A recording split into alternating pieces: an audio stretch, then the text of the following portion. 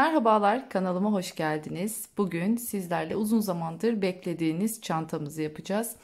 Ee, Bu videoda tüm deri aparatlarının hazırlanışından tutun da örüm detaylarına, taban detaylarına hepsini bulabileceksiniz. Klasik her zamanki gibi çile halinde satılan kağıt iplerden kullanıyorum. Kağıt ipimin rengi kese kağıdı renginde. Tığım ise 3 milim, 3 milimlik tığla çalışacağım bu çantada. 3,5 milim tığla çalıştığınız takdirde çantanızın büyüklüğü biraz fazla olacaktır. Çünkü zaten oldukça büyük bir çantamız bu. Ve bu çantada modelde sayılarımız önemli. O yüzden aynı sayılarla çalışmanızı tavsiye ediyorum. Ama büyük tığ kullanırsanız dediğim gibi trabzanlı modellerde birazcık görüntü hoş olmayabiliyor. Ve aynı zamanda da çantanızın büyüklüğü biraz fazla büyük olacaktır diyorum. Hemen şöyle zincir çekerek başlıyoruz. Şimdi bu çantamızın tabanında trabzan çalışacağız. Çünkü çantamız trabzan üzerine kurulu.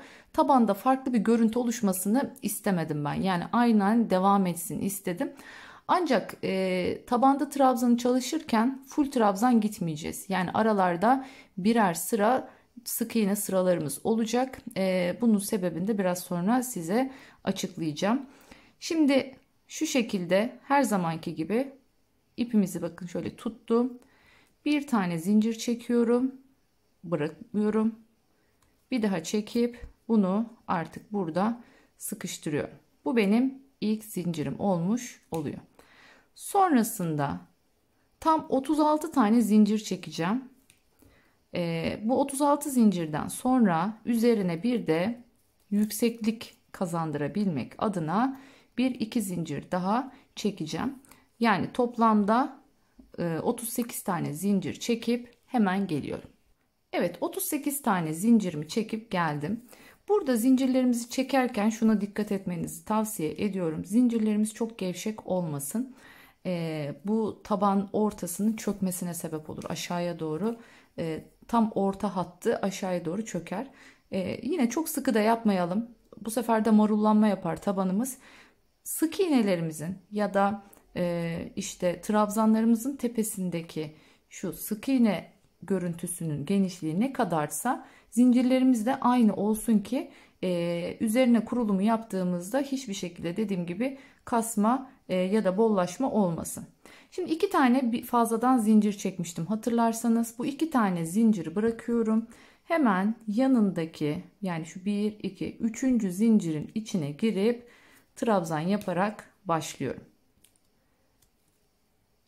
Şimdi aslında yukarıya doğru çıktığımızda göreceksiniz. Yani buradaki aralardaki sık iğneleri kullanmamızın mantığı tabanda köşe formlarını güzel bir şekilde verebilmek. Tekrar son kez göstereyim. Tığımın üstüne arttım. Çıkarttım. İkisini bir topladım. Tığımda 2 tane kaldı. Diğer ikisini de topluyorum. İkili trabzanlardaki püf noktamız neydi? Şöyle çektiğimizde uzatacaksak ilkini uzatacağız. Bunu birazcık uzatıyoruz. Ancak ikincisinde şu tığımızdaki her zaman sıkı olacak. Burada herhangi bir şekilde uzatmayacağız. Bunu bakın şu tepelerimizin, şu tepe sık iğne genişliklerimizin düzgün ve randımanlı gitmesi lazım. Örneğimizin düzgün olması için. O yüzden şu tığımızdaki ipimiz her zaman sıkı olacak. Battığımızda uzatacağımız kısım bu. Bunu uzatıyoruz ve daha sonra bu şekilde trabzanımızı yapmış oluyoruz. Hemen sıra sonuna kadar geliyorum. Köşe arttırmasıyla devam ediyoruz. Evet, geldik sıra sonuna. Burada artık son zincirimizin içine geldik. Burada zincirimizin içine tam 9 tane trabzan yapacağız. Şunu söyleyeyim, dediğim gibi bu çantada sayılar bizim için önemli. Çünkü hem ortaya hem kenarlara örnek kurulumu yapıyoruz. Ara boşluklardaki sayılar, yani her şey planlı, hesaplı olarak gidiyor. O yüzden hani 36 ile başlamayayım, 38 ile başlayayım. İşte 37 ile başlamayayım ama 36 ile başlamayayım, başka sayı. Hani kafamıza göre sayıları değiştirirseniz sonra üstlerde kendiniz onu düzenleyebilmek için tekrar yeni bir uyarlama yapmak zorunda kalırsınız. Örneği oturtabilmek için. O yüzden tavsiyem, eğer aynısını istiyorsanız birebir ölçülerle aynı yöntemle yapmanız. Birebir tam karşısına bu şekilde gelmiş oldum. Şimdi sayalım. 1, 1, 2, 3, 4, 5, 6, 7, 8, 9. Şimdi 9 taneyi yaptım. Biraz sonra işaret belirleyicilerimle köşe hatlarını nereye koyacağımı işaretleyeceğim. Ama şimdi ilk sırada olduğumuz için daha dümdüz devam edeceğim. Bakın bir sonraki trabzanımız hangisi? Şurası. Şu trabzanın tam karşısında ama artık tek lobuna battığımız için bakın ipimiz karşıda hep 2 tane. Şöyle göstereyim. Şöyle şu ikili, şu şöyle ikili, şu burgu şeklinde bakın hep ikili ikili. Bunların artık teklerine değil ikisine birden batıyoruz. Buna dikkat edelim. Çünkü eğer özellikle de örgüye yeni başlıyorsanız burada yanlışlıkla karıştırıp göz atlaması işte ya da göz arttırımı yapabilirsiniz. O da tabanınızın hemen zaten gönyesinin kaymasına sebep olur. Bu şekilde her bir trabzanın karşısına yine bir trabzan gelecek şekilde örüyorum. Bakın çok rahat bir köşe dönüşü oldu. Görüyor musunuz? Herhangi bir kasma yok ya da fazla da gelmedi. Tam tamına bir köşe dönüşü yapmış olduk. Aynı şeyi bu tarafta da yapacağız. Şimdi sıra başına kadar gelelim. Aynı son gözün içine burada da 9 tane sık iğnemiz olacak. Oraya geldiğimizde nasıl yapacağımızı tekrardan göstereceğim. Evet, geldim şimdi sıra sonuna. Üst sıraya geçmeden dilerseniz önce işaretleyicilerimizi bir takalım. Şöyle bakın tabanımızın ilk sırasını bu şekilde oluşturduk. Hatırlarsanız şu en sondakine 9 tane yapmıştık. Bakın şu birincisi, bu ikincisi, üçüncüsü. Üçüncüsüne hemen bir tane ilmek tutturucu takıyorum. Siz dilerseniz herhangi bir iplikte bağlayabilirsiniz. Hiç önemli değil. 1, 2, 3 boşluk bırakıyorum. Hemen dördüncüsüne bir tane daha taktım. Bunlar benim köşelerim olacak. Bakın burada da 2 tane kaldı. Burada da 2 tane kaldı. Bunları işaretledim. Arada da 3 tane var. Aynı işlemi burası için de yapıyoruz. Bakın bu benim birincim. Bu benim ikincim. Hemen üçüncüsüne işaretimi koyuyorum. Burası benim köşe çalışacağım yer. Arada 1, 2, 3 boşluk bıraktım. Hemen yanındakine diğerinde taktım. Bakın burada da aynı şekilde 2 tane olacak. Bunun birincisini hatırlarsanız ilk başta yapmıştık. Burada hatırlarsanız ilk başta bir 2 zincir yükseklik için bir zincir çekmiştik. Onu arada kaybettik. Yani ilk yaptığımız bizim trabzanımız şurada, şu arada. Bunun yanına 8 tane daha yaptık ve böylece toplam 9'u elde etmiş olduk. Şimdi bir üst sıraya nasıl çıkacağız? Üst sıraya çıkarken her zamanki gibi arkadan girdim. Burada trabzan değil, biliyorsunuz sık iğne yapıyoruz. Sık iğne yaptığımız için bakın şu şekilde durdum. Aynı yere tekrardan giriyorum. Ve buraya bu şekilde ne yapmış oldum? İlk sık iğnemi yapmış oldum. Hemen yanındakinin üzerinden devam ediyorum. Taban olduğu için burada rahat rahat tepelerine batabiliyorum. Ama üst kısma geçtiğimizde dediğim gibi örneğimizin düz gidebilmesi için artık tepelerine batma yönteminden vazgeçeceğiz. Bu şekilde tepelere battığımızda her zaman için örneğimiz sağa doğru kayar. Yani eğer böyle düz formatta bir şey çalışmak istiyorsanız ya ters yüz öreceksiniz. Yani git gel, git gel, git gel yaptığınızda dengelenir, örneğiniz düz çıkar. Ya da spiral olarak dönüyorsanız böyle tepelere batamazsınız. Batarsanız dediğim gibi kayık olur. Örneğiniz kayar gider. Şimdi bunun olmaması için nasıl öreceğimizi tabanı bittikten sonra göstereceğim. Burada herhangi bir şekilde kayma bizim için önemli değil. Çünkü biz örneği koyduktan sonraki, yani o aşamada bizim için artık önemli hale geliyor. Tabanda bu şekilde gideceğiz ama üst sıraya çıktığımızda tabanı bitirdiğimizde diğer yöntemle devam edeceğiz. Hemen bu şekilde şu işaret koyduğum yere kadar örüp geliyorum. Evet, geldik işaretleyiciyi taktığımız yere. Şimdi işaretleyicimi çıkartıyorum burada. 3 tane sık iğne yapıyorum buraya. Köşe hattını oluşturabilmek için. 2 ve 3 tane. Şimdi bu yaptığım 3 tane sık iğnenin tam ortasındakine yine işaretleyicimi takıyorum. Tabi bunları ben sizin için takıyorum. Normalde takmıyorum ama daha net anlaşılması için de, özellikle yeni başladıysanız karışabiliyor. Eğer onu karıştırırsanız da sonra kayık gidiyor. Bunun önüne geçmek için mümkünse işaretleyici kullanın. Dediğim gibi tekrardan illa siz böyle kullanmak zorunda değilsiniz. İpte bağlayabilirsiniz. Evet, bunu çıkarttım. Hemen onun yerine de 3 taneyi yapıyorum.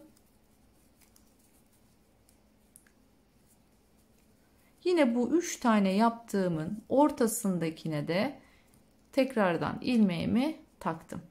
Bakın bu şekilde bu köşeyi bitirmiş olduk. Aynı işlemi diğer tarafta artık göstermeme gerek yok. Yine burada işaretleyiciyi koyduğum yerlerin içine 3 tane sık iğnemi yapıyorum. Sıra sonuna gelelim. Burada üst sıraya nasıl geçeceğiz? Hemen onu göstereceğim. Evet, geldik sıra sonuna. Bakın bu benim yukarıya çıktığım ilk sık iğne benzeri yaptığım şeydi. Bunun tepesinden giriyorum. Ve bunu arkaya çektim. Bakın şu ipim önde. Şimdi aynı yere şöylemesine bakın. Tekrardan hop geri giriyorum.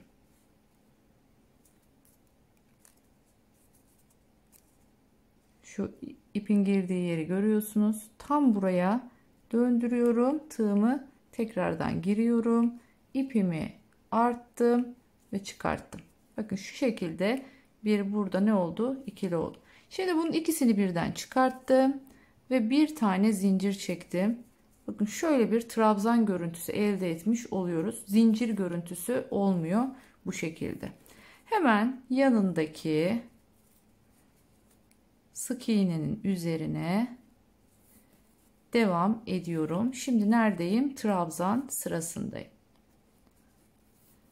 İkili trabzanlarımı her sık iğnenin üzerine bir tane olacak şekilde devam ediyorum. Bakın tığ sıkı ördüğüm için kolay çıkarmanın yolu ne? Tığımı sürekli tığımla oynuyorum. Sürekli tığım hareket halinde. Yani şu yaparken şunu şöyle burka burka çıkarttırıyorum ki tığım bu şekilde örgümü yıpratmadan tığımı hareket ettirerek yapıyorum. Hem elim hiç ipe değmiyor hem de trabzanlarım düzgün bir şekilde oluyor. Tepeleri düzgün oluyor. Burada dediğim gibi çok fazla geliyor. Daha bugün yine hani açıklama gereği duydum. Hep sizin ipiniz bir başka. Sizin ipiniz farklı. Benim ipim farklı değil. Aynı ip ama dediğim gibi örme şeklimden kaynaklı sanki böyle ipim yumuşakmış da ben kolaycacık örüyormuşum gibi bir görüntü elde ediliyor. Değil. Dediğim gibi tığ kullanma şeyini artık öre öre geliştirdim, yani kendim nasıl daha rahat örebilirim diye. Tığ tutma şeklim ve tığ sürekli burka burka, bakın hep şöyle şöyle tığımın başını oynata oynata örüyorum. Böylece örgümü hiç hareket ettirmiyorum. Örgümü yıpratmıyorum. Bütün işi tığla yapıyorum. Şimdi sıra sonuna kadar gelelim. İlmek tutturucumuzun olduğu yere kadar örelim. Artık burada da arttırmayı göstereceğim. Onu gösterdikten sonra artık gerisi aynen devam edecek. Bütün sıralarda hep aynı işlemleri tekrarlayacağız. Yani sık iğne sırası, trabzan sırası, sık iğne sırası, trabzan sırası diye devam edeceğiz. Evet, geldik şimdi işaretleyicimizin olduğu yere. Şimdi bu sefer buraya trabzan sırasında olduğumuz için tam 5 tane trabzan yapacağız. Yani sık iğnede 3 tane ile döndüğümüz yeri trabzanla biz ancak 5 tane ile dönebiliyoruz. Yükseltisi fazla olduğu için 3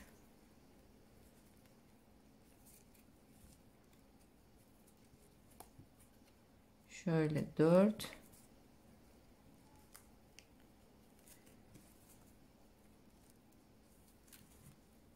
bu da 5. Bakın bu şekilde köşeyi dönüp dolaşmış olduk. Şimdi yanındakinden hemen bu şekilde devam edebilirsiniz. Tabi bu arada şunun da işaretleyicisini koymayı unutmayın tekrardan. Buraya 5 tane yaptık ya. Şu yaptığımız 5 tanenin yine tam ortasına. Yani 2 tane atlıyorum. Üçüncü, şu ortadaki üçüncü benim yine bir sonraki sırada sık iğne sırasında arttırma yapacağım yer. Oraya yine işaretleyicimi koydum. Aynı şeyi 5 taneyi buraya da yapacağım. Buraya da yapacağım. Buraya da yapacağım. Dediğim gibi bir üst sırada sık iğne sırasına geçtiğimiz için sık iğne sıralarında köşelerde 3 tane, trabzan sıralarında köşelerde 5 tane batıyoruz. Buna dikkat edelim. Bu önemli. Böylece çantamız tam istediğimiz formatta olacak.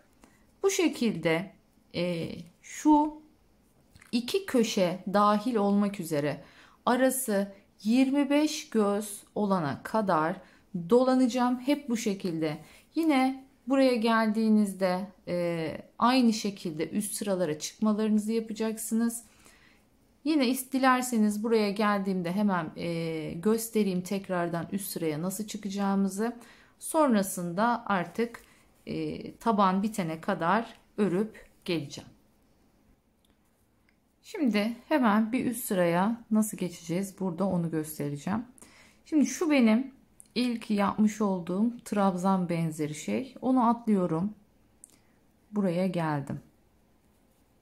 Hemen şu ilmeğimi arkaya çekiyorum. Çektim. Bakın şimdi burada şöyle bir durum var. Şimdi ben bunu buraya çektim ya. Ama benim şu an neyin tepesini yapmam lazım? Şu arada yaptığım trabzan benzeri yapının üstünü yapmam lazım. O zaman bunun üstüne yapmak istiyorsam şu ip boşluğu var ya. Bu ip boşluğuna giriyorum. Arkaya tekrardan ipimi takıyorum. Buradan çıkartıyorum ve bunun tepesine bu şekilde geçmiş oluyorum. Şu şekilde ne yapmış oldum? Tepesine çıkmış oldum. Şimdi eğer ben bunun tepesine yapmaya kalkarsam şu görüntüyü elde edemiyorum. Yani şu alttaki yaptığımız trabzan benzeri olan görüntü özelliğini kaybediyor. Bunu sağlayabilmek için bu yöntemle üste çıkıyorum.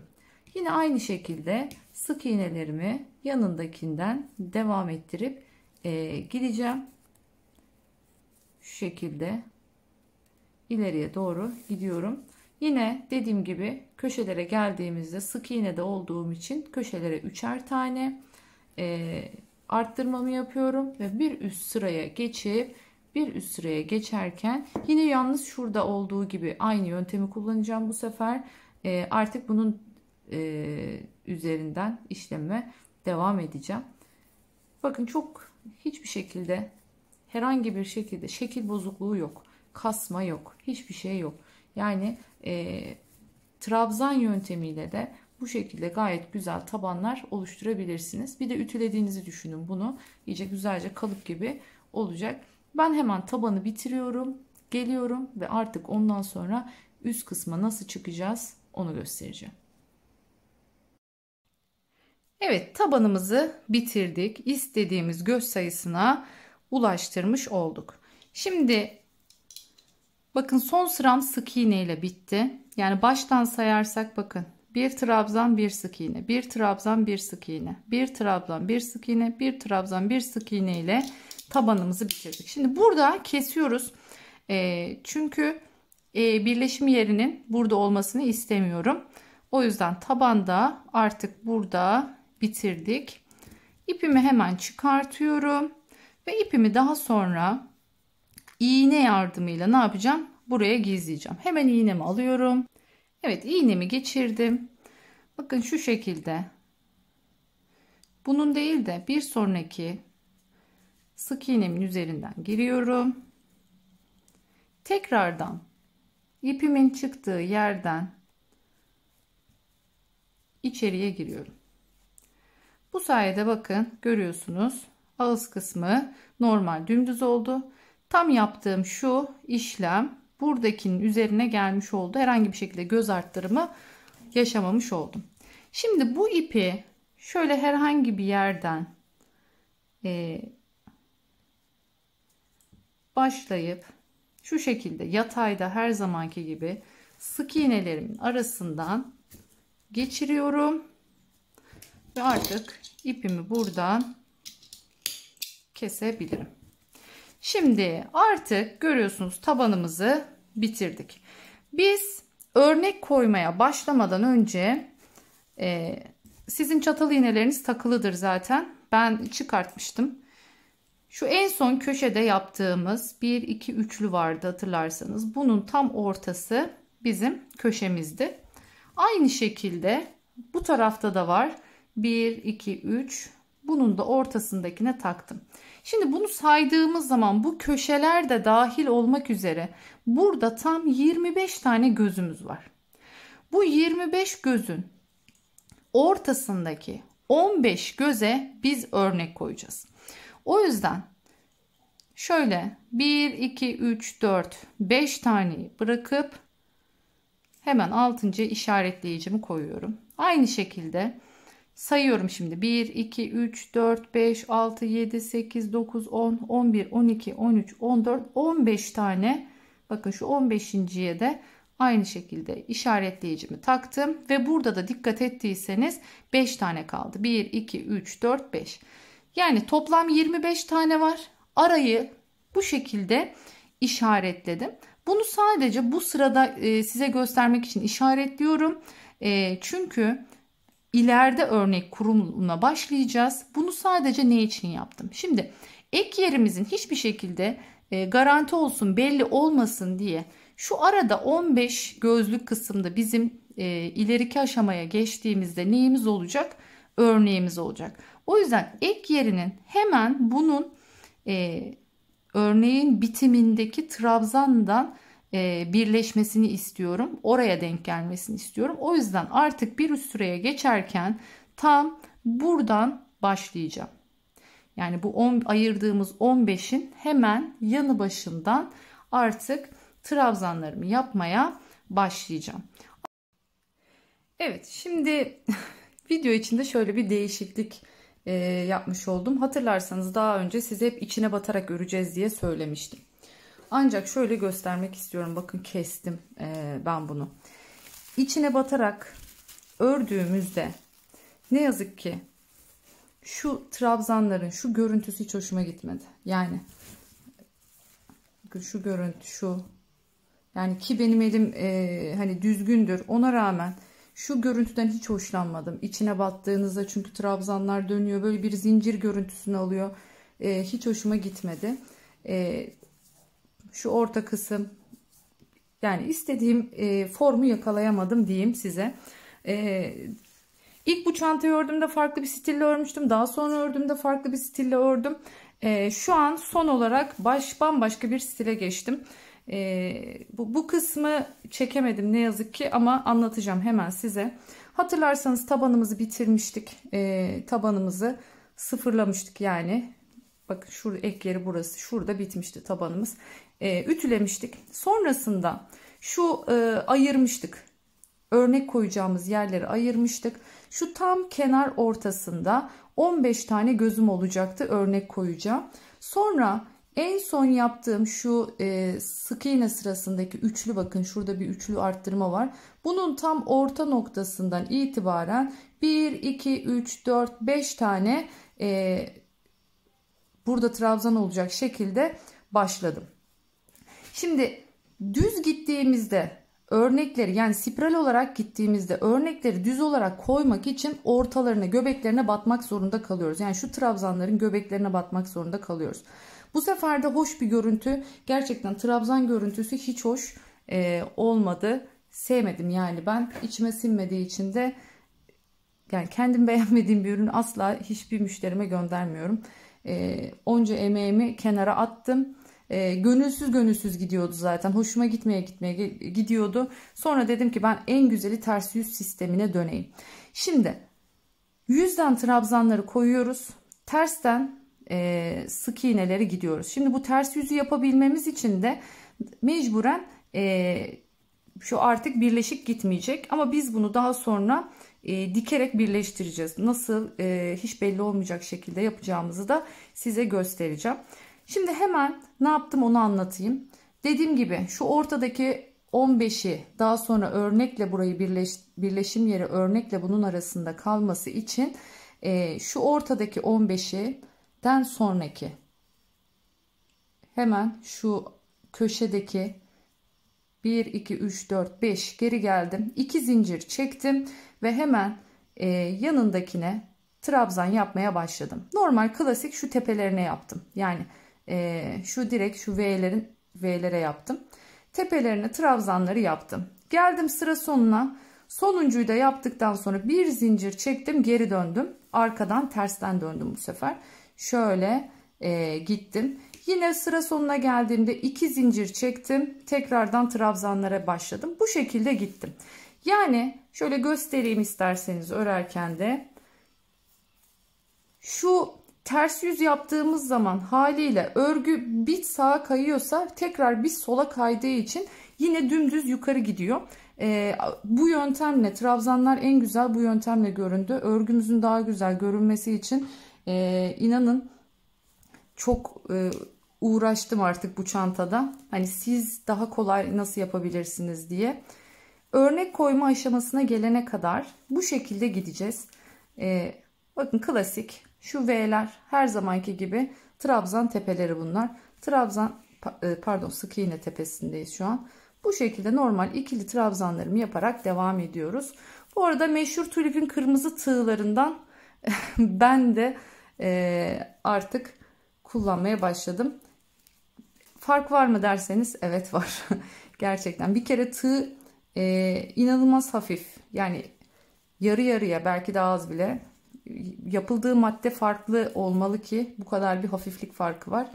İkincisi de çok daha akışkan örüm bakımından.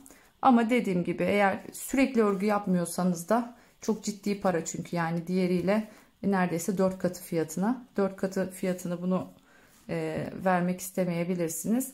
Ama çok sık bu işi yapan birisiyseniz tavsiye ederim. Örmesi keyifli. Yani hemen böyle bir sık iğneli tabanlarda, çantalarda özellikle daha net bir şekilde anlayacağımı düşünüyorum. Sanki böyle örgü tığ güzel aktığı zaman örgü de daha güzel oluyormuş gibi bir hissiyata kapıldım açıkçası. Çünkü ip aynı ip ama trabzanlarımın görüntüsünün değiştiğini hissediyorum bu tığla. Şimdi bu şekilde sıra sonuna kadar hemen geliyorum. Trabzanlı sırayı yapıp hemen üst sıra sık iğneye nasıl geçiyorum, bu sayede onu da göstermiş olacağım. Evet, geldik sıra sonuna. Bakın son sık iğnemin tepesine de trabzanımı yaptım. Hemen bir zincir çekiyorum ve dönüyorum. Döndükten sonra hemen ilk, bakın şu dibindeki boşluktan başlıyorum sık iğnemi yapmaya. Sık iğnelerinizi çok gevşek yapmamaya çalışın. Eğer çünkü gevşek yaparsanız şu ön tarafta şurada kocaman büyük bir sıra meydana gelir. Sıkı bir şekilde. Yine bakın tepelere. Görüyorsunuz. Tabi tersten ördüğünüzde biliyorsunuz biraz arkaya dönüyor V'ler. Tepe boşluklarına batarak bu şekilde örmeye devam ediyorum.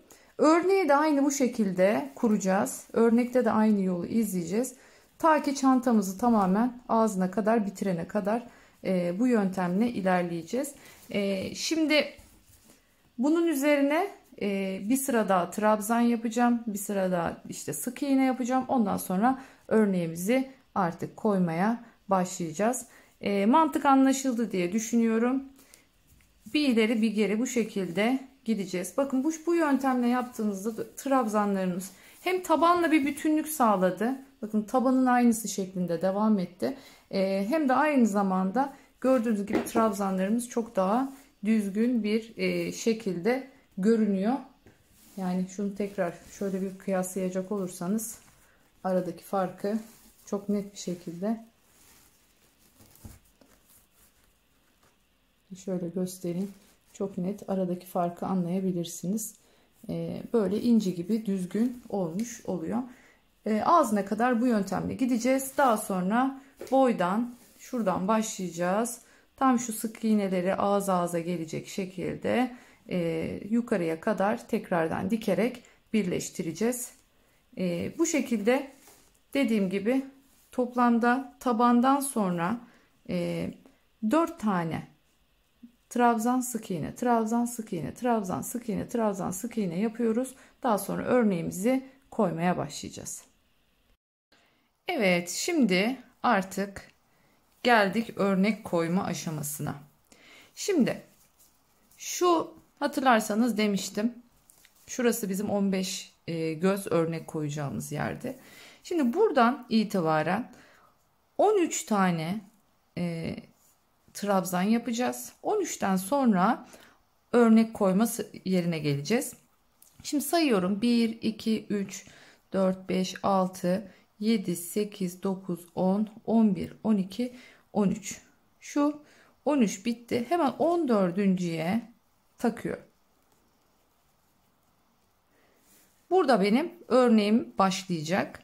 Şimdi buradan sonra 42 tane sayacağım. 42 tane sonraya yine takacağım. O 42 tanenin arada yine örneğimiz olacak. Sonra yine 13 tane bırakacağım. Yine bu araya 15 tane yapacağım. Yine 13 tane. Yine bu araya 42 tane olacak. O 42'li yere yine ne yapacağım? Örnek koyacağım. Yani 15 sağda 15 solda örnek koyacağım yer. 42 önde 42 arkada yine örnek koyacağım göz sayısı diyorum.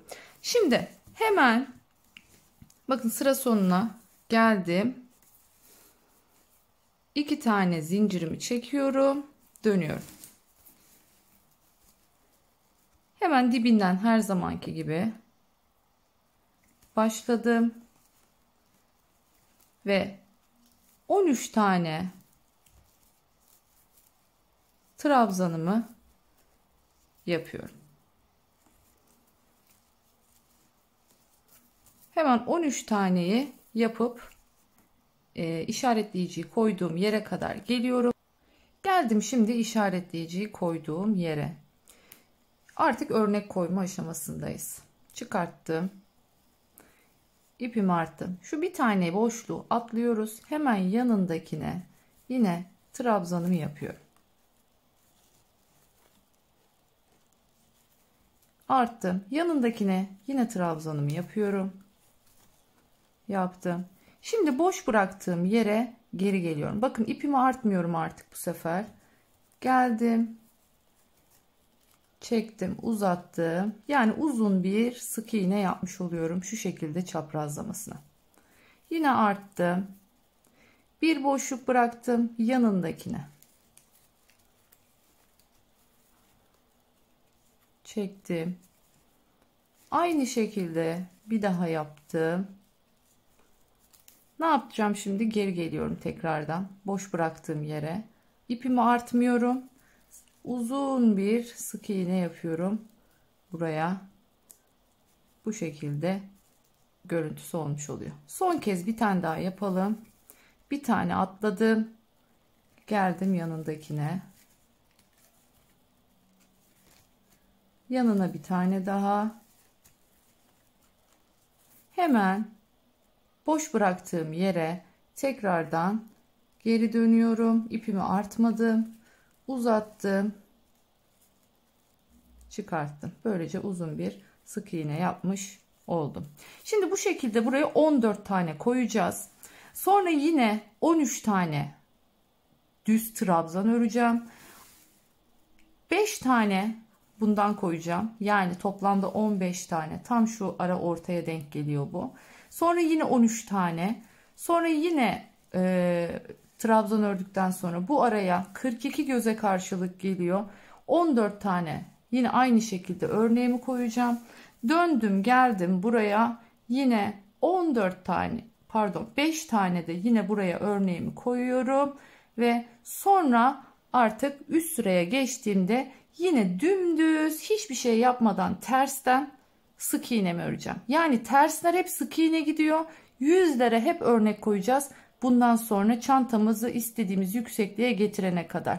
Hemen sıra sonuna kadar geliyorum. Sonra tekrardan göstereceğim. Hem bir örneği nasıl koymuşuz ona bakalım. Hem de üst sıraya tekrardan sık iğne sırasını nasıl geçiyoruz onu da göstermiş olayım.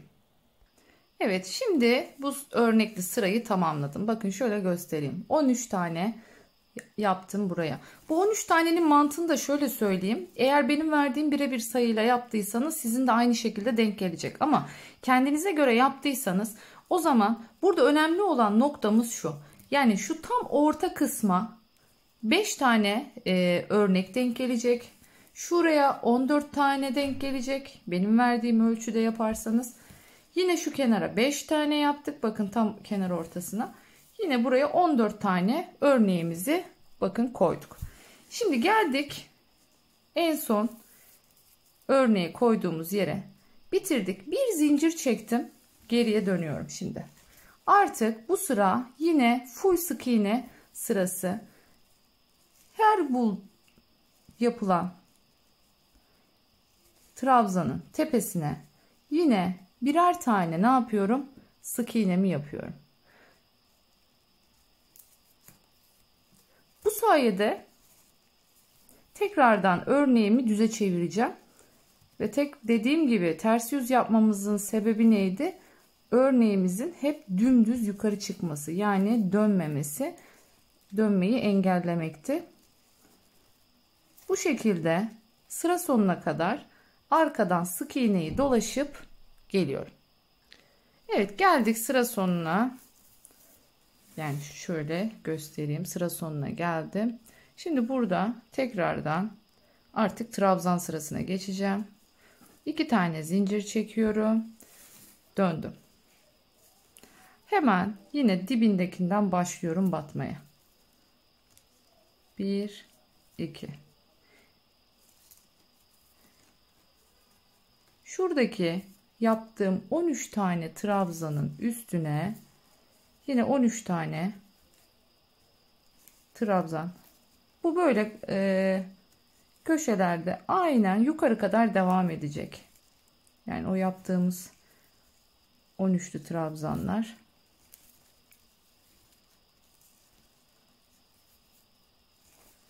İnanın diğer türlü bunu örmek o kadar sıkıcı, zor, işkence gibiydi. Batışları vesaireleri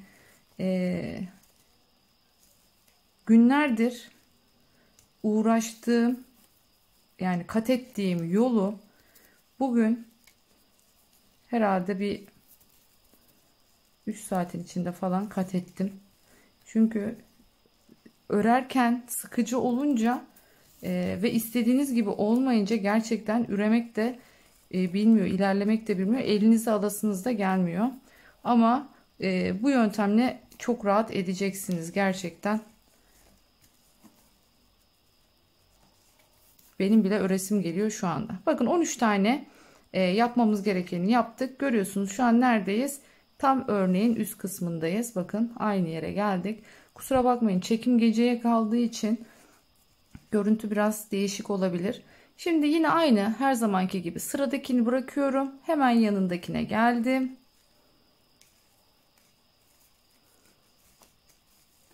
Şu şekilde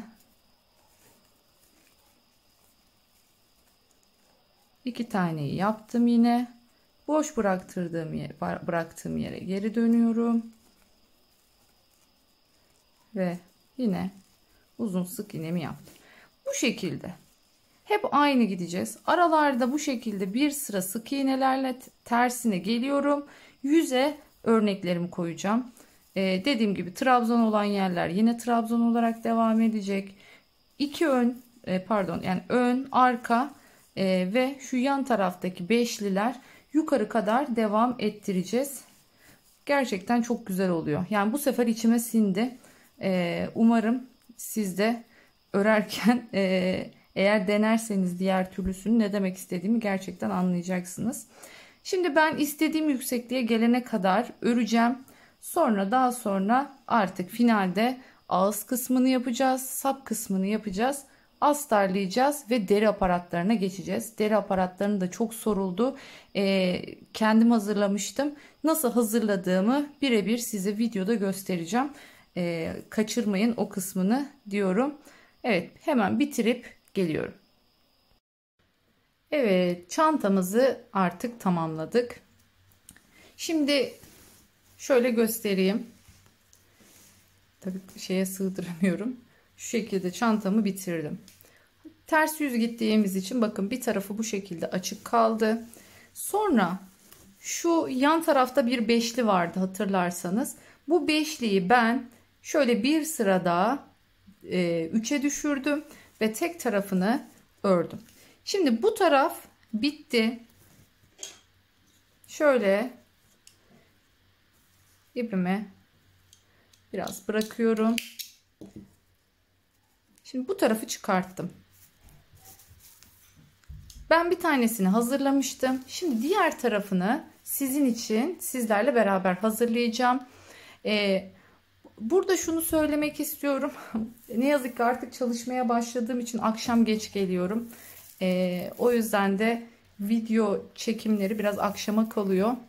Görüntü o yüzden sabah çekimlerine göre biraz farklı gelebilir size. O yüzden bu konuda affınıza sığınıyorum. Şimdi şöyle başlayalım. Şimdi bunun aynısını yapmak istediğim için, yani şimdi mesela burada bir geçiş yaptıysak o zaman aynısını diğer tarafta da yapmamız gerekiyor. Biliyorsunuz düzden ne yapıyorduk? Örneklerimizi koyuyorduk. Tersten sık iğnelerimizi koyuyorduk.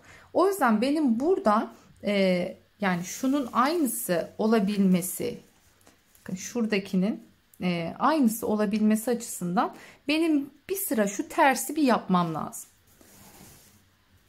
Yani şuradan şu şekilde başlayacağım.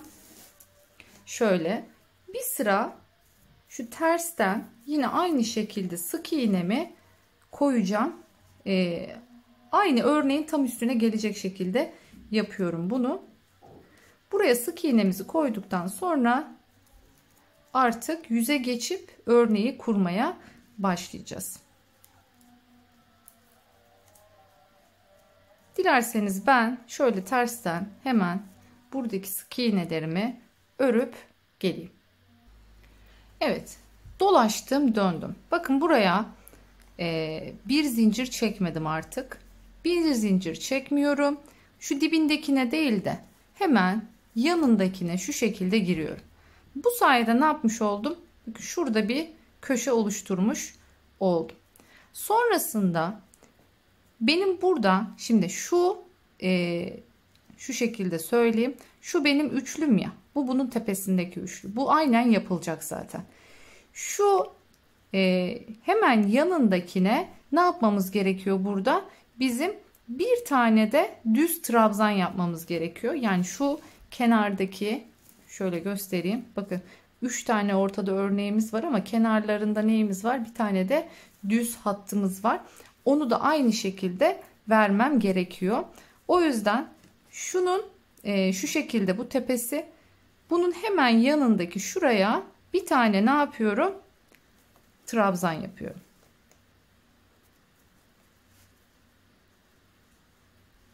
Bu şekilde bakın üçgeni oluşturmuş oldum. Artık buradan sonrasında normal örneğimizi koymaya başlayacağız tekrardan. İpimi arttım. Bir tane atladım.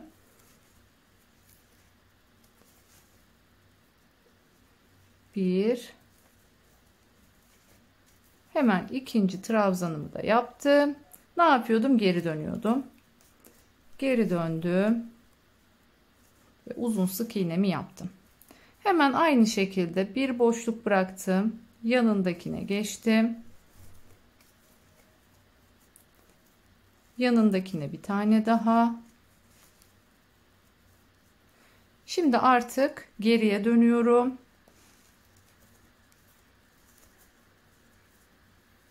Bu şekilde.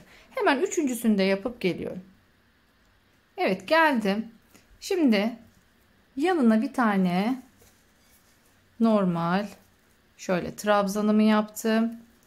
Hemen şimdi bunun yanına direkt sık iğne yapamam.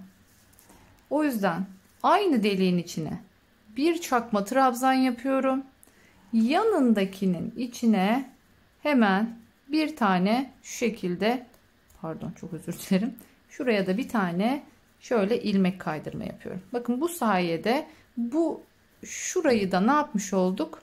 Şöyle bir üçgenleştirmiş olduk. Şimdi arka tarafa döneceğim ya. Arka tarafta artık sadece şu yapmak istediğim yerin üzerine sık iğne yapmam gerekiyor. O yüzden ne yapıyorum? Şimdi örneğimi çeviriyorum arkaya. Arkaya çevirdim. Şurada bakın şuraya çıkana kadarki kısımda şuraya bir ilmek kaydırma ile geçeceğim. Tabii öncesinde şunu bir sıkıştırmam gerekiyor şuraya şöyle. Şimdi artık arkadan şöyle ilmek kaydırmasıyla çıkaramadım. Evet. Yukarıya çıkıyor. Yani şu yaptığım trabzanın tepesine bu yöntemle çıkıyorum. Daha sonra artık buraya normal şu trabzanımızın tepesine artık normal sık iğnemi yapmaya başlayacağım. Bir zincir çekiyorum burada ve aynı yere sık iğnemi yapıyorum. Evet, devam ediyorum sık iğne. Artık bu şekilde her bir ilmeğe arkadan sık iğnemi yapıyorum. Bu şekilde yine aynı nasıl örgünün aşağılarında yaptığımız gibi, gövdede yaptığımız gibi sapta da aynı şekilde ilerliyoruz. Yani tersler sık iğneden, yüzler örnek şeklinde devam edeceğiz.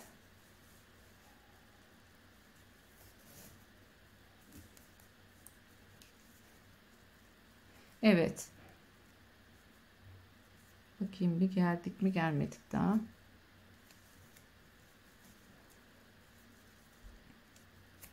Evet, şimdi geldim. Şimdi artık ne yapıyorum? Daha önceden olduğu gibi iki zincirimi çektim. Dönüyorum arkasına. Buradan sonra artık hep aynı şekilde ilerleyeceğiz. Bakın şu dibindekini boş bırakıyorum. Hemen yanındakine trabzanımı yaptım. Yanındakine yine trabzanımı yapıyorum. Çok mu yukarı çıkmışım? Evet. Şimdi şu batmadığımız o dip var ya, oraya dönüyorum. Ne demiştik buna? Uzun sık iğnemizi yapıyorum. Aynı şekilde yanındakini boş bıraktım. Hemen bir yanındakine trabzanımı yapıyorum. Onun yanına yine trabzanımı yapıyorum. Geriye döndüm. Uzun sık iğnemi yaptım. Aynısını tekrarlıyorum. Artık kestiğime değmeyecek burada. O yüzden iyice göstereyim burayı. Geri döndüm. Uzun sık iğnemi yaptım. Bakın burada son bir tane yerim kaldı ya. Oraya da artık ne yapıyorum? Trabzanımı yapıyorum. Yaptım. Gördüğünüz üzere ortada 3 tane örnek, kenarlarında ise birer tane direğimiz olmuş oldu bu şekilde. Hemen bir zincir çekip dönüyorum.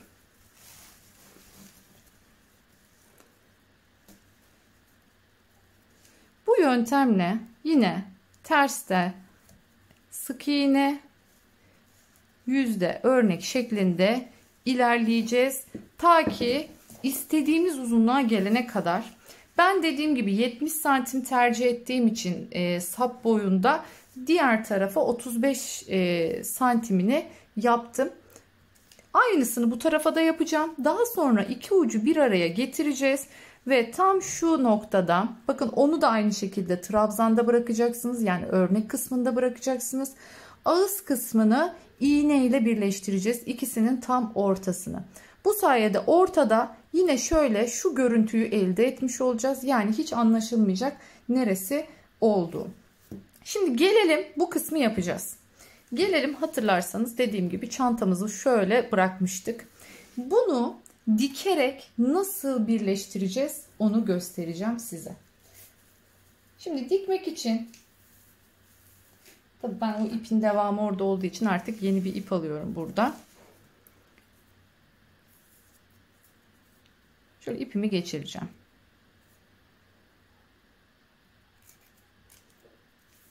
Artık şu trabzan kısımlarında değil de sadece şu sık iğnelerin olduğu sıralarda şuralardan bu örgülerimi birleştirmeye başlıyorum. Ta ki sonuna kadar bu işlemi yapacağım. Zaten hemen iki tanesini gösterdiğimde anlayacaksınız nasıl olduğunu. Bakın şurası bitişikti zaten. Şu ilk taraftan hemen başlıyorum. Şu kısmı birleştireceğiz. Yani tam şurayı, şu hattı birleştireceğiz burada. Bunu yaparken şuradaki şunu alıyorum. İpimi daha sonra gizleyeceğim. Hiç önemli değil. Bu dışarıda dursun şimdilik. Ben onu iğneyle gizlerim. Nereye birleştireceğim biliyor musunuz? Şu en son battığım yer var ya şurası. Tam buraya gireceğim.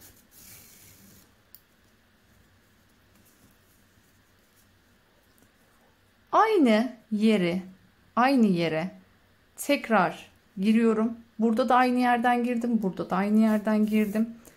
Şu şekilde şu arayı birbirine sıkıca birleştiriyorum. Şu şekilde birleştirdim. Sonrasında devam ediyorum. Aynı yerden tekrar şöyle yukarıya doğru çıkıyorum. Şimdi şurada şu devam şeyini sağlayabilmek adına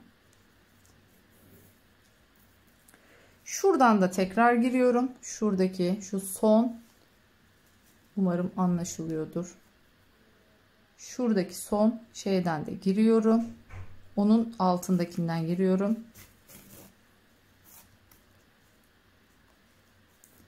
Aynı şekilde buradakinin de altındakinden giriyorum. Ve burayı iyice artık birbirine bakın ne yaptım? İyice birleştirdim. Şimdi yukarı çıkarken ipi böyle boşta bırakmayacağım. Ne yapacağım? Şöyle bir trabzanın arasından yukarıya doğru ilerleyeceğim. Aynı birleşim tam şuraya aynı yere çıkacağım bu sayede. Şuraya çıktım. Görebiliyor musunuz? Şuradaki ilk sık iğnenin yapıldığı deliğe çıktım. Yine aynı şekilde ne yapıyorum? Burayla birleşiyorum. Aynı yerden tekrar çıkıyorum.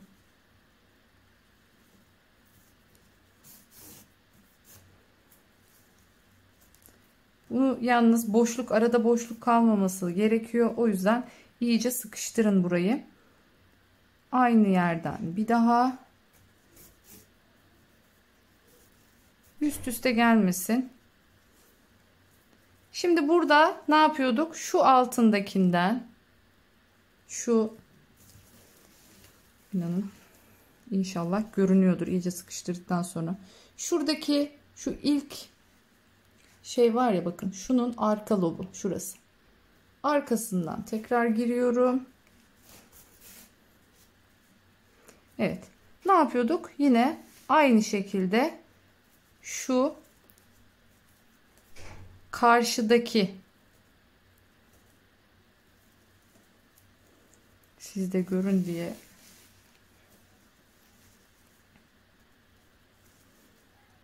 aynı yerden şu şekilde birleştim. Yani şöyle baktığınızda şunlar hep aynı hizaya gelecek bu sayede. Yine buradan aynı şekilde devam ediyorum. Sıkıştırıyorum ve şu trabzanın içinden yukarıya doğru çıkıyorum.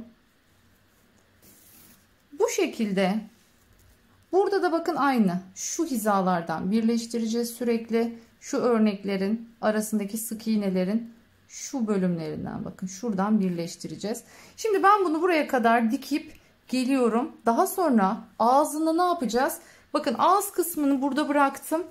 Bu şekilde bıraktım. Çünkü artık ağızda ters bir sık iğne görüntüsü olsun istemedim. O yüzden sık iğnesini düzden atacağız. Ve sonrasında ters sık iğne yöntemiyle geri geleceğiz. O ağız görüntüsünü tamamlayacağız. Ben hemen bunu bu şekilde dikiyorum ve geliyorum. Evet, yukarıyı da birleştirdikten sonra şöyle bunun içinden aşağıya geldim. Ve artık her zamanki gibi sık iğnemin içinden ipimi gizliyorum. Her zaman yataydan sık iğnelerimizin içinden gizliyoruz ipimizi. Evet, bu şekilde çektim ve burada bu şekilde bitirmiş oldum. Bakın şu şekilde örneklerimizi burada tam başladığı yerden birleştirmiş olduk. Artık çantamız normal şekline ulaştı. Şimdi yani inanın gerçekten o kadar baktığınız zaman sıkıntılı bir çanta ki bu kağıt ip için. Şöyle biraz havaya kaldırmak istiyorum. Şunu söyleyeyim. Bir kere tamamen yani yukarı böyle dümdüz bu örneği kuramıyoruz bu çantada. Yani şöyle anlatmaya çalışayım. Şimdi rafya iplerde göbeğine battığımız zaman örnek güzel görünüyor. Ama kağıt ipte göbeğine battığımız zaman trabzanların göbeğine gerçekten çok kötü bir görüntü oluşuyor. Demiştim size, göstermiştim. Bakın söktüğüm hala burada duruyor. Şu görüntüyü görüyor musunuz? Yani ben gerçekten hiç beğenemedim. Hani sevmiyorum ama benim için önemli değil derseniz bu yöntemi de yine kullanabilirsiniz. Ama bakın hafif şu dönüklük, şu sapma yine bunda da ne yazık ki meydana geliyor. Bu şekilde çantamı şimdi şu kısmı da göstereceğim size. Artık ben bunu kendim tamamlayacağım. Nasıl yapıyoruz? Ne şekilde ağız kısmını tamamlıyoruz? Onu da hemen göstermek istiyorum. İplere dolandım şu anda. İpin ucunu bulmaya çalışıyorum. Bir saniye. Evet, devam edelim. Şimdi artık şu devamı sağlayabilmek adına en son battığım şuraya batıyorum. İpimi geçirdim ve burayı şu şekilde sıkılaştırmamı yapmış oldum. Şimdi buradan sonra artık şu aradaki yere giriyorum ve buraya bir tane sık iğne yapıyorum. Sonrasında artık hep tepelerimiz var biliyorsunuz. Şu ipi de arasında saklayalım. Buradan sonrasında hep şu trabzanların normal tepelerine batıyorum. Bu şekilde sık iğnelerimi düzden yapmış oluyorum. İnanın bu çantayı yapmak için o kadar çok yol denedim ki takipçilerimden sağ olsun Yasemin Hanım bana güzel bir video göndermişti. Koreli bir bayanın bu dik gidebilmesi için bir yöntem göstermişti. Bundan önceki yaptığım çantada onu denedim. İnanın olmadı. Dediğim gibi göbeğe batmayı denedim, olmadı. Tepeye batmayı denedim, o zaten hiçbir şekilde olmuyor. Yani bütün yöntemleri denedim. Baktım hiçbiri olmuyor. O zaman dedim ki ben en kolay yöntemi, yani batmaları en rahat, en kolay üretebileceği, sıkılmadan öreceğiniz bari klasik tepeye batma yöntemiyle yapalım. Çünkü hepsini ördüm. İnanın hepsi çok uzun sürüyor, meşakkatli gidiyor Ve böyle o yüzden de çanta bir türlü üremiyordu. Gerçekten büyük bir çanta bu. Tek artık son çare bu yöntemi buldum. Dedim ki bari ters yüz örelim. En azından rahat rahat tepelere batması kolay. Bu şekilde öreriz diye düşündüm. Şimdi sıra sonuna kadar bu şekilde sık iğne ile gideceğim. Daha sonra ters sık iğne yöntemine geçeceğiz. Evet, geldik şimdi en son noktaya. Şimdi sonunu nasıl bitireceğiz onu da göstereyim. Şu sapın başladığı şu ilk nokta vardı ya. Oraya bir tane şu şekilde sık iğne moduna girdim. Çıkartmıyorum. Şu hemen kenardan bir tane ilmek çek aldım. Ve bununla hepsini birden çekiyorum. Bu sayede buraya da bunu ne yapmış oldum? Birleştirmiş oldum. Şimdi bir zincir çektim. Uzattım. Hemen bir boşluk bırakıp ters sık iğne yöntemine geçiyorum. Uzattım. Bir tane atladım. Yine çekiyorum. Bu şekilde aralarda birer boşluk, yani birer sık iğne atlıyoruz. Şöyle geri geri gidiyorum. Yani bir sıra ileri gittim. Bir sırada geri geldim. Diyebilirsiniz ki burada tutturdunuz ama burada tutturmadınız. Şimdi burayı da zaten ilk başta oradan zincirle başladığım için tutmuş oldu. Ama yine de şurada bakın şu ayrıklık var ya. Şunu ortadan kaldırmak için buraya geri geldiğimde ben bunu biliyorsunuz iğneyle gizliyorum. O aşamada oraya da tutturmuş olacağım iğneyle. Şimdi sıra sonuna kadar ters sık iğne yöntemimizle çantamızın ağzını gidelim. Hem böylece birazcık ağzında toplamış oluyoruz. Sonra burada nasıl birleştireceğimizi tekrardan göstereceğim. Evet, en sonuncuyu yapmam gerekeni de yaptım. Şu önden. Şimdi burada bunu çıkartıyorum. Ve artık iğneye geçiyorum. İşte çanta deyip geçmemek lazım. Ne çok aşaması var gerçekten. Şu ilk başladığım nokta var. Bakın şurada. Şu ilk başladığım noktadan bir bunu çıkıyorum ilk önce. Şu şekilde örneği bakın arkaya aldım. Sonrasında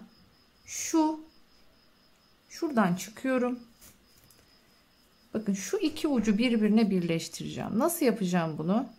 Şununla hemen bakın şu tepeyi, şurayı şu şekilde birleştireceğim.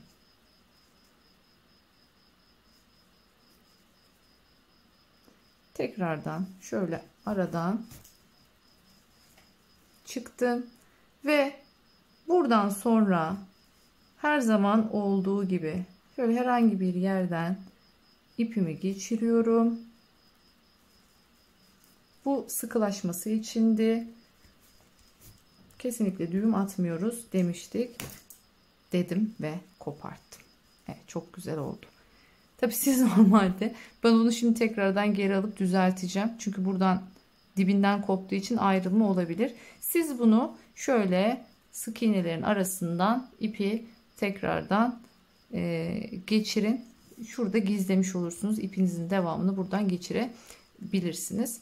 Bu şekilde bakın hem ağzını düzgün bir şekilde bitirdik ve bağlantıyı da o şekilde sağlamış olduk. Aynı işlemi arkasına yapıyoruz.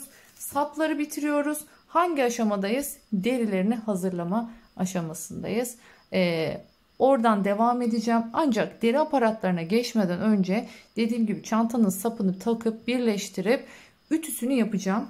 Çantamızın ütüsünü de bitirmemiz gerekiyor bu aşamada. Ütü işlemini de yapalım. Çünkü derileri taktıktan sonra artık ütüleyemeyiz. Tüm aşamalarını yapıyorum. Deri kısmında buluşuyoruz. Evet, çantamızı tamamladık. Artık bitirdik. Şimdi gördüğünüz üzere ister istemez şu kayma yine yaşandı. Yani inanın 3 farklı yöntemle ördüm çantayı. 3 farklı yöntemle de bu kayma yaşanıyor. Ama dediğim gibi kolunuza taktığında, bittiğinde, finalde çok da dikkat çekmiyor bu durum. Özellikle ütüleyene kadar, şu ağız kısımlarını tamamlayana kadar birazcık canınız sıkılabilir. Ya niye bu kadar kaydı falan diye, ama sapını takıp dediğim gibi ütüsünü yapıp her şeyini tamamladığınız zaman öyle çok göze batan bir şey söz konusu değil bu çantada. Dediğim gibi en kolay örme yöntemiyle anlatmaya çalıştım sizlere. Şimdi bu çantanın artık geldik deri aksesuarlarını takmaya. Astarı yapmadan önce mutlaka önce bunları halletmemiz gerekiyor. Şimdi bunun için nelere ihtiyacım var? Hemen artık şöyle inelim aşağıya. İlk olarak şu şekilde bir böce diyorlar buna. Bunu kullanacağım. Tabii siz dilerseniz bunu da yine kendiniz yapabilirsiniz.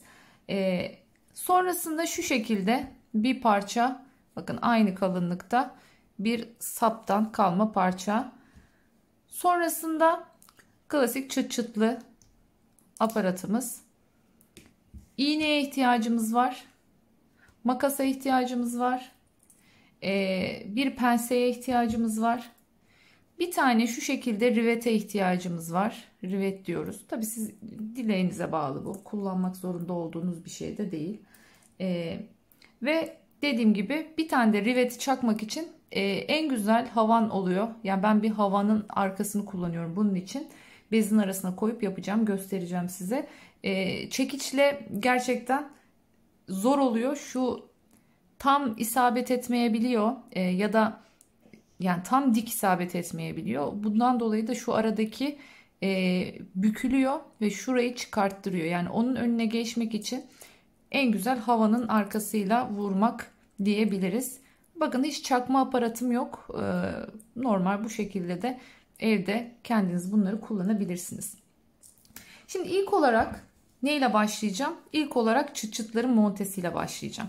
Şimdi çantanın ağız kısmına şu çıt çıtlarımızı takacağız ya. Şimdi öncelikle şöyle bir şey yapıyorum. Bakın tam düz gelecek şekilde şöyle bastırdım buraya. Bastırınca bakın yerlerinin izi çıktı. Hemen şöyle sivri bir makas olur, bıçak olur, fark etmez. Hemen buraya bir kesik atıyorum. Tam işaretlenen noktalara. Biraz daha büyütmem gerekecek.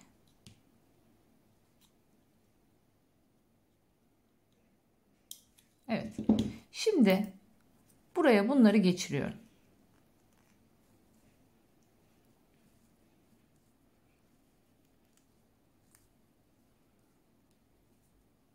Bu şekilde taktım. Şimdi aldım çantayı. Bakın çantamızın örnekleri vardı hatırlarsanız. Şurada 14 tane örnek koymuştuk. Bu 14 tane örneğin tam ortasına gelecek şekilde bunu geçireceğim. Şimdi şöyle üç kenarlarda şöyle ayarladım. 6 tane kenarlara gelecek şekilde denk getirdim. Şimdi bunu 2 taneyi ortaya alacak şekilde takacağım buraya. Yani şu ortadaki 2 tanenin tam ortasına gelecek şekilde takacağım. Takarken şu aralarındaki boşluklardan faydalanacağım. Şöyle tam ortasındaki bir bu yanına bir bu yanına gelecek şekilde şu şekilde takıyorum.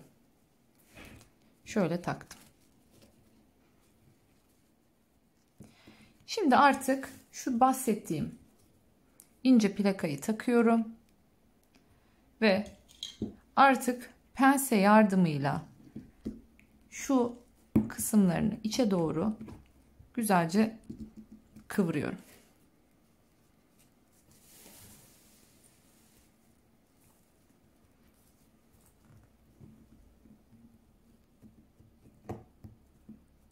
Sonrasında ikisinin üstünden iyice bastım, ezdirdim bunu. Şimdi bu aparat bunun üstüne şu şekilde kapatacağız ya. Bunu bu şekilde kapattığımızda şöyle kapattığımızda şu aradaki şu aparatın görünmesini istemiyorum.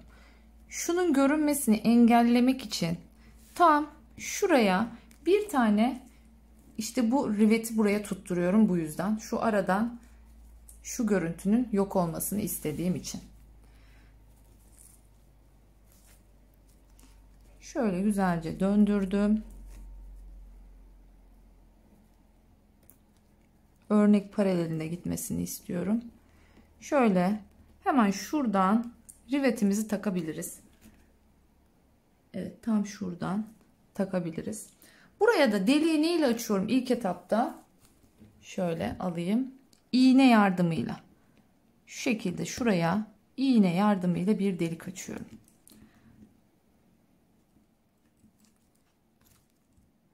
Sonrasında rivetimin ucunu bu delikten geçiriyorum ve tam şu istediğim noktadan bunu arkaya şu şekilde çıkarttım. Bakın tam arada. Hemen diğer karşısını takacağım. Şu rivetin arkası var, bakın şöyle. Hemen bunu takıyorum. Çıt dedi bakın. Ama tabii ki de bu ne yapmayacak? Yetmeyecek. Onu şimdi artık çakmaya kısmına geliyorum.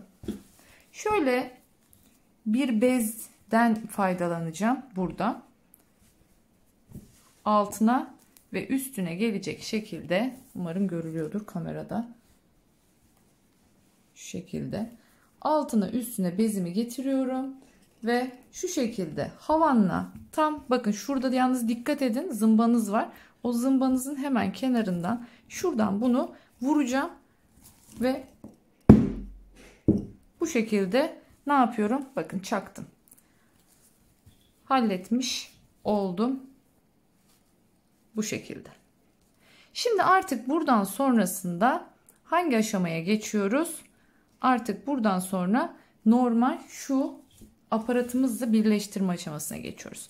Yani bunu burada ne yapacağız? Şu şekilde içinden geçireceğiz ve fazlasını keseceğiz. Şimdi ne kadar olmasını istiyorum? Hemen ona bir bakacağım. Nereye kadar gelsin istiyorum şu aparatın? Ona bir bakıyorum şimdi. Şöyle yeterli olacak diye düşünüyorum. Şu şekilde yeterli olacak. Şöyle içine de kıvırma payını şöyle düşünürsek, şöyle şuradan keseceğim.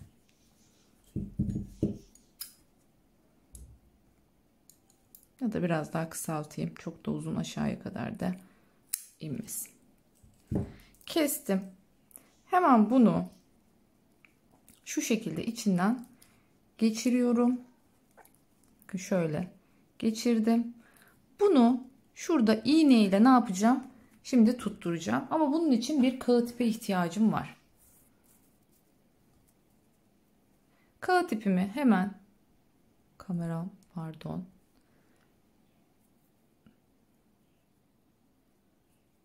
Neden netlemiyor anlayamadım. Biraz daha yukarı çıkartayım olmazsa. Şu şekilde ipimi geçirdim. Siz dilerseniz şuraya dikmek yerine bir rivet daha çakabilirsiniz. Ama ben şimdi altta dikme var ya, şunu birazcık burayla da aynı şekilde dengelemek istiyorum.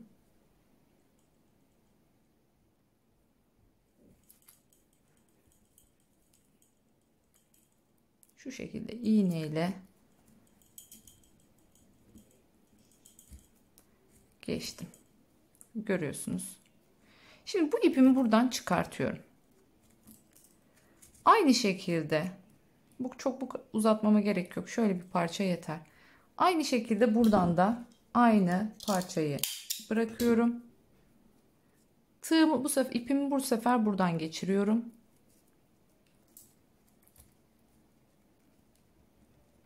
Şöyle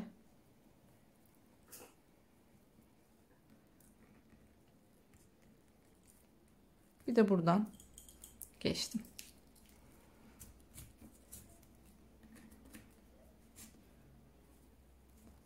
Şu şekilde bakın, hem şu ikisini birbiriyle tutturmuş oldum.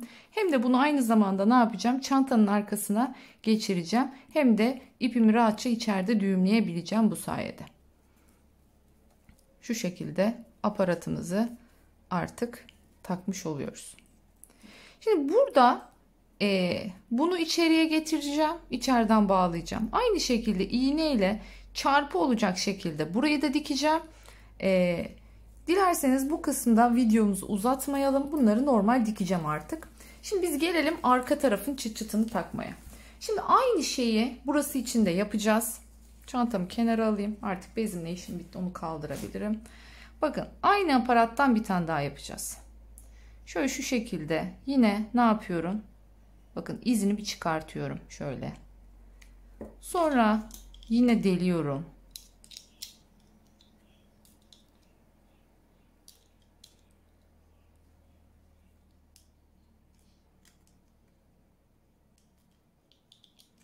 Bu çıt çıt çok kullanışlı oluyor gerçekten. Normal çantaların ağızlarına bile bu şekilde, bu yöntemle takılabilir.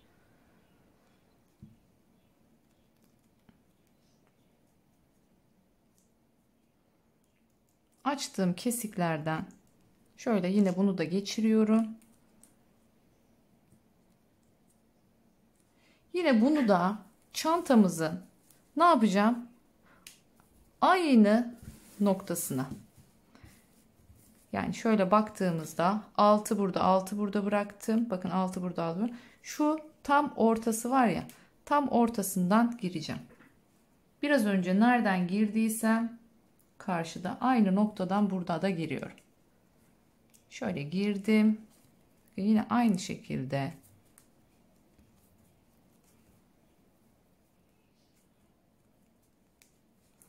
aparatımı taktım.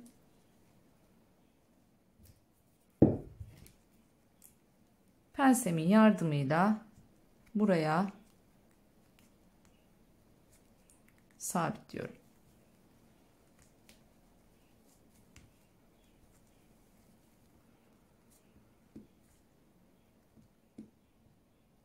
Güzelce bastırıyorum.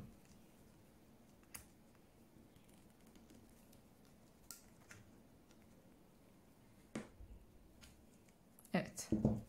Şimdi bunu buraya ne yapacağım? Artık dikeceğim. Dikerken bu sefer üçgen görüntüsü elde etmek istiyorum. Yani deliklerimi delerken ona uygun yapacağım. Şunun hemen bitiminden başlaması lazım deliklerimin. Bakın. Çünkü bunun yine gözükmesini istemiyorum ya. Bunun arada kalması için hemen şu, bakın şuradaki şu bittiği yerden deliklerimi açmaya başlıyorum. İzlerini koysam zaten yeterli. Dikerken yine bakın şu şekilde deliyorum. Bir tane şöyle ortaya deliyorum. Evet. Yine aynı şekilde bir buraya, bir buraya, bir tane şu şekilde ortaya. Yani şöyle V yapacağım dikerken. Diktikten sonra artık ağız ağza çıt çıtlarımızı takacağız ve çantamız bu şekilde bitmiş olacak. Dilerseniz hemen dikiyorum, geliyorum, finalde buluşalım. Evet, çantamızı bitirdik. Bakın, buraya rivet takacaktım hatırlarsanız ama rivetim yamuldu. Yani dediğim olay oldu. Hatayı şurada yaptım. Önce riveti çakmam lazımdı. Sonra bunu takmam lazımdı. Önce çıt çıtı taktığım için rivete tam düzgün basamadım. Vuramadığım için de yamuldu. 2 tane kullandım. Baktım olmayacak. Artık ben de oraya dikerek bu şekli vermiş oldum. Dilerseniz buraya düz değil, burayı da V'leyebilirsiniz. Ya da dilerseniz burayı da çapraz, burayı da çapraz yapabilirsiniz. Ben bu şekilde yaptım. Şöyle göstereyim arkasını da. Arkası da bu şekilde oldu. Çok güzel bir görüntü oluyor bu şekilde taktığınızda. Şöyle altından hemen şu şuradaki sık iğne sırasından da daha sonra neyimi takacağım? Astarımı takacağım. Bakın, tertemiz. İpliklerimi mutlaka içinde gizliyorum. Hani astar var nasıl olsa demiyorum. Bakın burada bir sürü normalde dikiş yaptım hatırlarsanız. Arkasından yani buraya gelen. Ama bakın hiçbirini görmüyoruz. Çünkü hepsini gizledim. Bu şekilde. Dilerseniz astarsız da kullanılabilir bu çanta. Mesela bu çantayı ilk ördüğümde bayağı hani herhalde 2 sene mi oluyor, bir sene mi geçti hatırlamıyorum. Mesela astarsız istemişti. Orijinali astarsız bu çantanın. O şekildeydi. Öyle de kullandı. Hala da kullanmaya devam ediyor. Ama bakın bu şekilde gayet güzel bir formda oldu. Bir çantanın daha sonuna geldim. Siz tabii ki de astarladıktan sonra görselleriyle birlikte göreceksiniz. O zaman daha net bir şekilde anlayacaksınız. Şu an video formatında gerçekten kadrajın içine almak çok zor oluyor çantayı. Ama fotoğrafladığımda çok daha net bir şekilde görebileceksiniz. Umarım beğenmişsinizdir. Umarım faydalı olmuştur. Şöyle hemen ek yerini de göstereyim. Yanlarımız bu şekilde gidiyor. Tüm detaylarını verdim. Sıra sayılarını, santimlerini, her şeylerini verdim. Sonuna kadar izlediğinizde tüm detayları bulabilirsiniz. Ortalama 400 gram civarında bir ipimiz gidiyor. Burada bakın bu çantanın en güzel kısmı ne? Hiçbir fark yok. Yani tabandan yukarı kadar aynı trabzan görüntüsü ilerliyor. O açıdan güzel. Birleşim yerimiz, ek yerimiz şöyle şu şekilde. Tam örnek kenarına geldiği için aynı delik burada da olduğundan bakın çok dikkat çekmeyecek şekilde eklemiş olduk çantamızı. Umarım beğenmişsinizdir. Benimle bu çantayı örerseniz eğer Instagram'dan bekliyorum. Mutlaka görsellerinizi ben de merak ediyorum. Sizin çantalarınız nasıl oldu? Bir başka videoda görüşmek dileğiyle diyorum. Hoşça kalın. Kendinize iyi bakın.